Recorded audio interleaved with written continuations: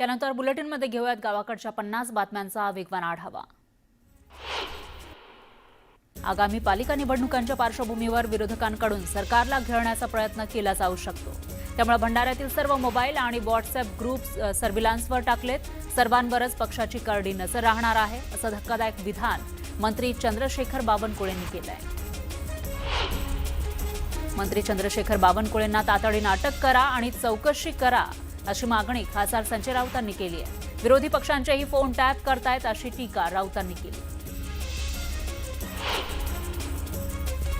मुरलीधर मोहोळ यांनी धंगेकरांवर हल्लाबोल केलाय। धंगेकर विकृत मनोवृत्तीचा माणूस आहे।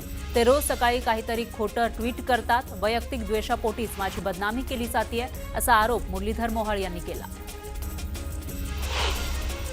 रवींद्र धंगेकरांनी केंद्रीय राज्यमंत्री मोहोळ यांच्यावर आणखी एक आरोप केला। मोहोळ महापौर असताना बढेकर बिल्डरची गाडी वापरत होते, असा आरोप रवींद्र धंगेकरांनी केला। महापौर पदाचा वापर करून संबंधित बिल्डरला फायदा होतील असे किती प्रकल्प मंजूर करून देण्यात आले, असा सवाल धंगेकरांनी विचारला। ठाकरेंच्या शिवसेनेकडून निर्धार मेळाव्याचा टीझर प्रदर्शित करण्यात आलाय। निर्धार मुंबई महानगरपालिकेवर एकजुटीनं भगवा फडकवणार, असा उल्लेख टीझरमध्ये करण्यात आलाय। 27 ऑक्टोबरला NSCI डोमला ठाकरे सेनेचा निर्धार मेळावा होणार आहे।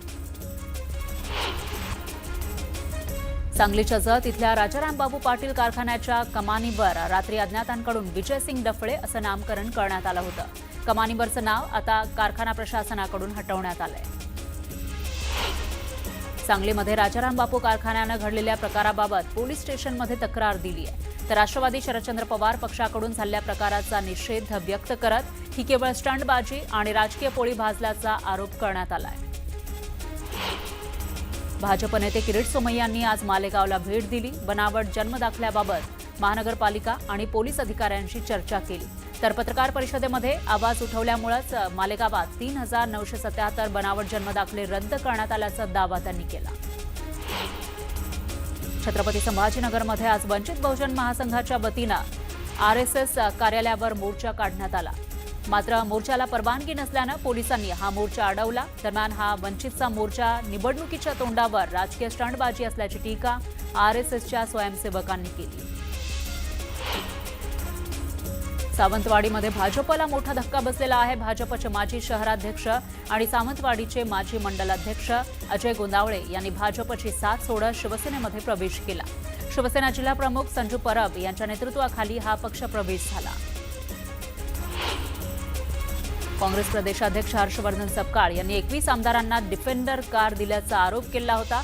तर हर्षवर्धन सपकाळ यांनी केलेल्या आरोपाला शिवसेना आमदार संजय गायकवाड यांनी प्रत्युत्तर दिलं। सपकाळांनी आरोप सिद्ध करून दाखवावा, ते जनाधार नसलेले नेते आहेत, असं संजय गायकवाड म्हणाले। साताऱ्यातील फलटण उपजिल्हा रुग्णालयातील महिला डॉक्टरच्या आत्महत्येच्या प्रकरणानं आता धक्कादायक वळण घेतलंय। आत्महत्या केलेल्या महिला डॉक्टरनं हातावरच आत्महत्येचं कारण लिहिल्याचं समोर आलंय। त्यामध्ये 2 अधिकाऱ्यांवर लैंगिक अत्याचार आणि मानसिक छळाचे गंभीर आरोप करण्यात आले। शवविच्छेदन अहवाल बदलण्यासाठी खासदारांचे 2 PA दबाव टाकत होते। राजकीय आणि पोलिसांच्या दबावामुळे संपदानं आत्महत्या केल्याचा गंभीर आरोप संपदाच्या नातेवाईकांनी केला। फलटण आत्महत्या प्रकरणातील 2ही पोलिसांना निलंबित करा, असे आदेश मुख्यमंत्री फडणवीसांनी दिलेत। आरोपी पोलिसांना तात्काळ अटक करण्याचे आदेशही फडणवीसांनी दिले। महिला डॉक्टर आत्महत्या प्रकरणी सातारा पोलिसांना चौकशीचे आदेश दिलेले आहेत। पुरावे गोळा करून दोषींना अटक केली जाईल, कठोरात कठोर कारवाई केली जाईल, असं गृहराज्यमंत्री पंकज भोयर म्हणाले। संपदा मुंडे आत्महत्या प्रकरणामध्ये सर्व दोषींवर 302चा गुन्हा दाखल करा, अशी मागणी वंजारी समाजाचे नेते बाळासाहेब सानप यांनी केली। पोलिसांच्या जाचाला कंटाळून एखादी डॉक्टर आत्महत्या करते, हे भयानक आहे, असं सानप म्हणाले। डॉक्टर संपदा मुंडे आत्महत्या प्रकरणी आरोपींना मदत करणाऱ्या कोणालाही वाचवणार नाही। सगळ्यांचे कॉल डिटेल्स काढले जातील। तर संशयित आरोपींच्या शोधासाठी पोलिसांची 5 पथकं रवाना झाली आहेत, असं मंत्री शंभूराज देसाई यांनी सांगितलंय। डॉक्टर संपदा मुंडे आत्महत्या प्रकरणी विधान परिषदेच्या उपसभापती नीलम गोऱ्हेंनी मुख्यमंत्री फडणवीसांसोबत चर्चा झाल्याचं सांगितलं। ज्या अधिकाऱ्यांची नावं महिलांनी लिहिली आहेत त्यांना तपासापासून लांब ठेवलं पाहिजे। तर या प्रकरणी कोणाचा दबाव होता हेही बघायला हवं, असं नीलम गोऱ्हे म्हणाल्या। यानंतर एक ब्रेकिंग न्यूज आहे. पाटस टोल नाक्यावर कार चालकाला मारहाण झाली आहे. टोळक्यानं ही मारहाण केल्याची माहिती समोर येते. कार चालकानं शिवीगाळ केली होती आणि त्यामुळे टोळक्यानं थेट त्या चालकाला मारहाण केली. टोल नाक्यावर गाडी थांबवून ही मारहाण करण्यात आली आहे. त्यावेळची ही दृश्य.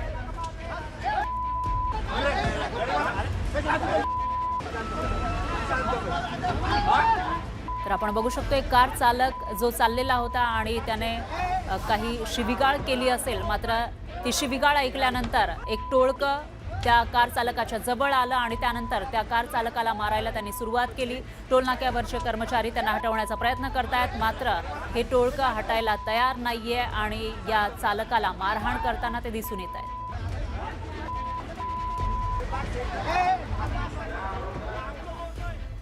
त्यानंतर पुन्हा घेऊयात गावाकडच्या बातम्यांचा वेगवान आढावा. गडचिरोली जिल्ह्यामध्ये अतिदुर्गम असलेल्या माओवाद प्रभावित वांगीतुरी पोलीस ठाण्याच्या हद्दीत येणाऱ्या नागरिकांनी त्यांच्याकडे असलेल्या 26 नग भरमार बंदुका आणि 11 बंदुकीचे बॅरल पोलिसांच्या स्वाधीन केले. शिकारीसाठी तसंच वन्य प्राण्यांपासून संरक्षण करण्यासाठी अनेकांकडे भरमार बंदुकांचा वापर होत असतो. दिवाळी सुट्टीनंतर लोणावळा पुन्हा एकदा पर्यटकांनी गजबजून गेला आहे, पण या गर्दीमुळे जुन्या पुणे मुंबई महामार्गावर वाहतूक कोंडी झाली. दिवसभर वाहनांच्या लांबच लांब रांगा लागल्या, त्यामुळे नागरिक आणि पर्यटक दोघांनाही त्रास सहन करावा लागला. सोलापुरात पावसानं दमदार हजेरी लावली. सोलापुरात कधी ऊन पडतंय तर कधी पाऊस पडतोय, त्यामुळे सोलापूरकर चिंतेत आहेत.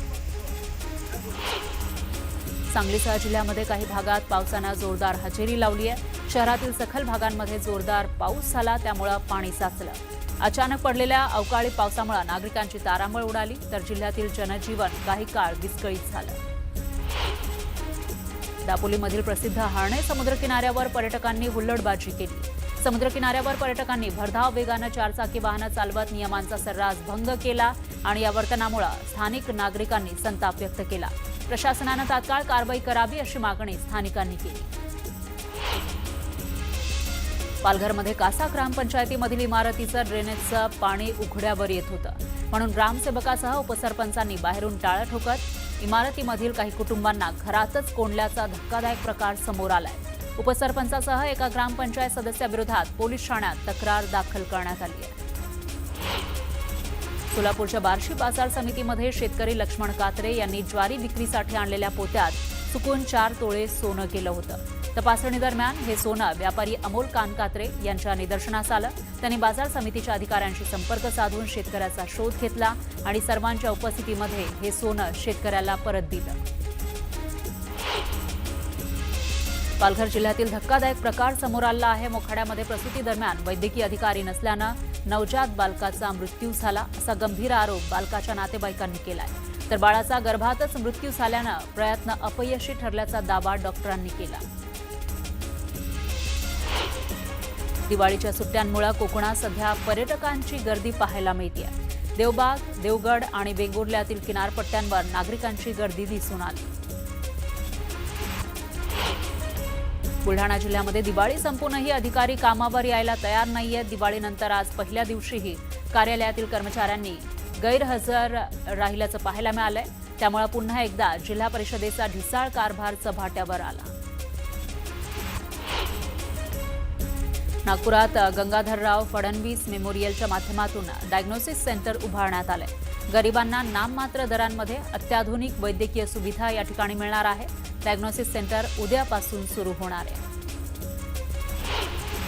अहिल्यानगरमधील पाथर्डीमध्ये मोकाट जनावरांचा उच्छाद सुरू आहे. गाडीवरून जाताना दोघांवर मोकाट जनावरांनी हल्ला केला. सुदैवानं या घटनेत कोणीही जखमी झालं नाही, मात्र नागरिकांमध्ये यामुळे भीतीचं वातावरण आहे. मालाड पश्चिम इथल्या एका निवासी संकुलात एक धक्कादायक घटना घडली. सोसायटीच्या आवारात खेळणाऱ्या एका 7 वर्षांच्या मुलाच्या पायावरून कार गेली, त्यामुळे मुलाचा पाय गंभीर फ्रॅक्चर झाला. या घटनेनंतर बांगूरनगर पोलिसांनी कार ड्रायव्हरच्या विरोधात FIR नोंदवला.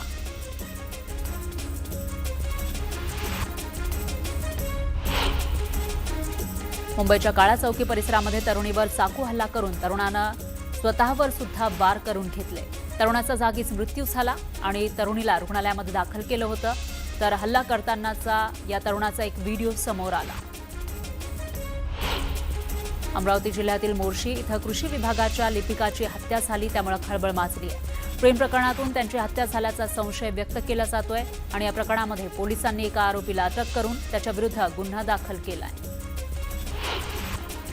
उल्हासनगरमध्ये एका अज्ञात व्यक्तीनं दुचाकी गाड्यांचं नुकसान केलं।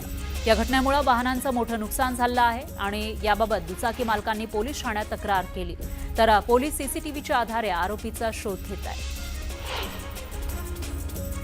दौंडच्या पाटस टोल नाक्यावर एका कार चालकाला टोळक्याकडून मारहाण करण्यात आली। कार चालकानं शिवीगाळ केली होती, त्यामुळे टोळक्यानं टोल नाक्यावर कार थांबवून मारहाण केली।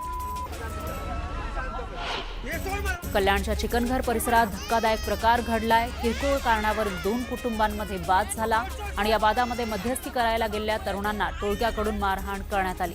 या हाणामारीचा व्हिडिओ सोशल मीडियावर व्हायरल झालाय।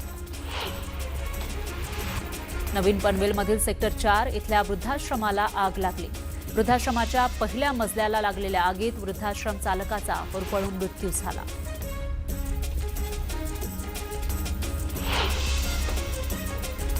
यानंतर थांबूयात एका छोट्याशा ब्रेकसाठी।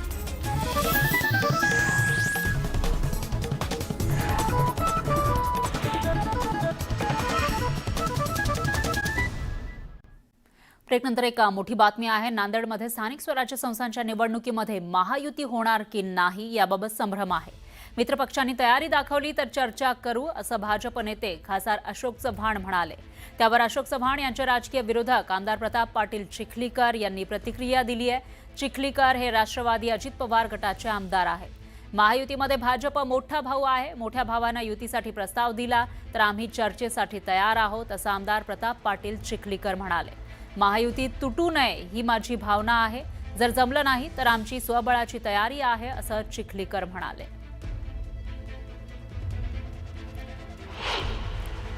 अद्याप नाही, आमची तयारी असेल तर आम्ही चर्चेला तयार आहोत। अद्याप नाही, आमची तयारी असेल तर आम्ही चर्चेला तयार आहोत। आज सत्तेमध्ये भारतीय जनता पक्ष मोठा भाऊ म्हणून काम करतोय आणि जेव्हा चर्चा करायची असते तेव्हा मोठ्या भावाकडून प्रस्ताव द्यावा लागतो। आमची तयारी आहे। महायुती जर तुटू नये ही माझी भावना आहे आणि जर समजा जमलं नाही तर आमची तयारी आहे। मी अगोदरही तुम्हाला सांगितलं, कारण महायुती झाली आनंद आहे। महायुतीचा प्रस्ताव आला तर 2 पावलं आम्ही मागे सरकू आणि प्रस्तावाशी चर्चा करू। झालं नाही तर आमची तयारी।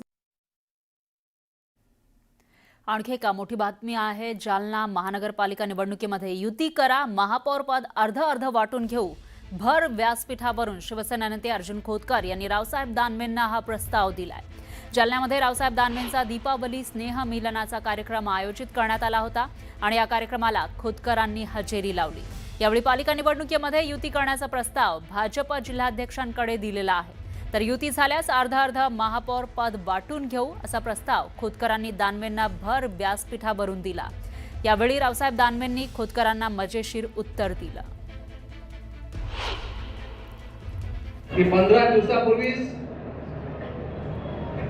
युती करण्याचं निमंत्रण मी या दोन्ही नेत्याला या ठिकाणी दिलेलं आहे। राष्ट्रवादी काँग्रेसला पण दिलेलं आहे। त्यामुळे ही निवडणूक कार्यकर्त्यांची आहे। आमची आपसातले काही भांडणं असतील ते एक वेळेला आपण बाजूला ठेवूया, परंतु कार्यकर्त्यासाठी जर आपण पुन्हा एक नाही झालो तर हा कार्यकर्ता हातामध्ये पायदान घेतल्याशिवाय राहणार नाही। यानंतर जालन्यामधूनच एक ब्रेकिंग न्यूज आहे। शेतकऱ्यांसाठी मोठं आंदोलन उभं करणार, कर्जमाफी न करता नेते कसे हिंडतात हे बघतोच, असा इशारा मराठा आरक्षणाचे नेते मनोज रांगे पाटील यांनी दिलाय। रविवारी 2 नोव्हेंबरला दुपारी 12 वाजता अंतरबालीमध्ये शेतकरी नेते, शेतकरी संघटनांचे अध्यक्ष आणि पदाधिकाऱ्यांची बैठक होणार आहे। ही बैठक चर्चेसाठी आहे। शेतकऱ्यांनी येऊ नये असंही रांगेंनी स्पष्ट केलं। येत्या नोव्हेंबरला 2025 रोजी दुपारी 12 वाजता तुम्ही सगळ्यांनी अंतरवालीत या।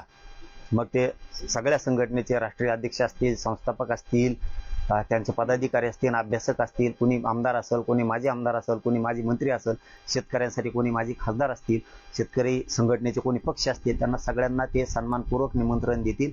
फोन नाही उचलला तर त्यांना मेसेज टाकतील की तुम्ही याच, पण ते सगळे येतील अशी 100% आम्हाला आशा आहे.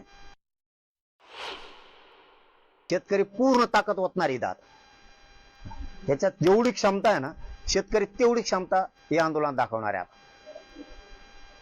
अर्धे लोक आंदोलनात राहणार आहेत कुटुंबातले आणि अर्धे लोक शेतात, म्हणजे कामही बुडणार नाही, आंदोलनही थांबणार नाही. एका घरात 4 लोक असले तर 2 आंदोलन, एका घरात जर 15 लोक असतील तर 7 तिकडं 7-8 शेतात, कोणाच्या घरात 2 असतील तर 1 आंदोलनात 1 शेतात कामासाठी. इतक्या ताकदीची लढाई होणार आहे. पुन्हा असं आंदोलन देशाने बघितलं नसतं, शांततेत होणार, पण शेतकऱ्याच्या पदरात न्यायच पडणार, आणि कसा पडत नाही ते आम्ही बघतो. पाहुयात पुढची बातमी. मध्य प्रदेशातील विदिशा जिल्ह्यात कार्बाइड गननं फटाके उडवल्यानं 14 मुलांना दृष्टी गमवावी लागली आहे. तर 150 मुलांना रुग्णालयामध्ये दाखल करण्यात आलं आहे. त्यांच्यावर उपचार सुरू आहेत. विदिशा जिल्ह्यामध्ये सरकारी बंदी असून सुद्धा गावठी कार्बाइड गन विकल्या जातात आणि त्यामुळे ही दुर्घटना घडली. मध्य प्रदेशात स्थानिक पातळीवर बनवलेल्या कार्बाइड गनमुळे मुलांच्या डोळ्यांना गंभीर दुखापत होण्याच्या घटनांमध्ये वाढ झाली आहे. अनेक शहरांमधील रुग्णालयांमध्ये स्फोटामुळे डोळ्यांना झालेल्या इजांची शेकडो प्रकरणं नोंदवली गेली आहेत. अनेक रुग्णांना कायमस्वरूपी दृष्टी गमावण्याचा धोका आहे.